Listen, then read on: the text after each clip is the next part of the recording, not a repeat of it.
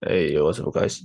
Yeah, so in this video, let's introduce a very simple inequality that in the probability theory, and it's so simple, so it should be very fast. So this inequality basically says the following: suppose you have a random variable in a subset, basically this random variable subset of real line, and let's say you already know this random variable is bounded by the you have some lower bound smaller than m, and it's bounded by the some upper bound m, and you know that its expectation value x is called mu. And then you basically you want to find the upper bound of the variance square. Okay, so this is like the some maybe the common situation that you know some upper bound and lower bound of your of your of your random variable, and you know that its expectation value, and you want to use the first method to deal with the second method to bound the second moment. Okay. So basically, the standard way that the first thing one can say is that obviously the first thing one can say is that the first moment should be this is sigma squared, right? So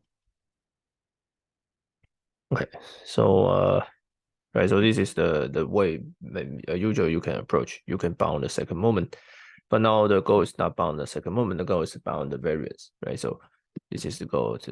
We want to find upper bound, right? We are saying that all these sigma squared cannot be very large, and it should be bounded by since we have the upper bound and lower bound of this m. So there's a way that we can bound.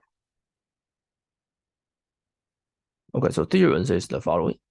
Theorem says that this sigma squared is upper bound by the m minus mu and the mu minus m. Okay, so notice that they are positive, right? Because mu is basically between the small m and the capital larger m. Okay, the proof is very simple.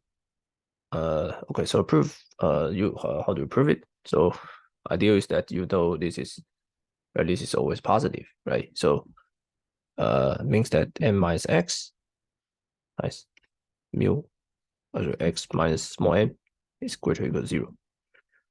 So if it's greater or equal to 0, then take its expectation value is also greater or equal to 0. So we can take the expectation value. So we get m mu minus m minus expectation value x squared plus the expectation value of mx, which is m mu, greater or equal to 0.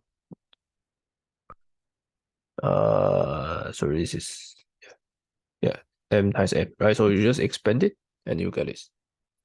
Okay, so now you know that sigma square definition, right? So this is mu square plus mu square plus sigma square, right? So you get m mu minus mn minus mu square minus sigma square plus m mu greater or equal to 0. So you get sigma square is less or equal to m mu minus mm minus mu square plus m mu. And it's amazingly, this is m minus mu minus m. Okay, so you can expand it.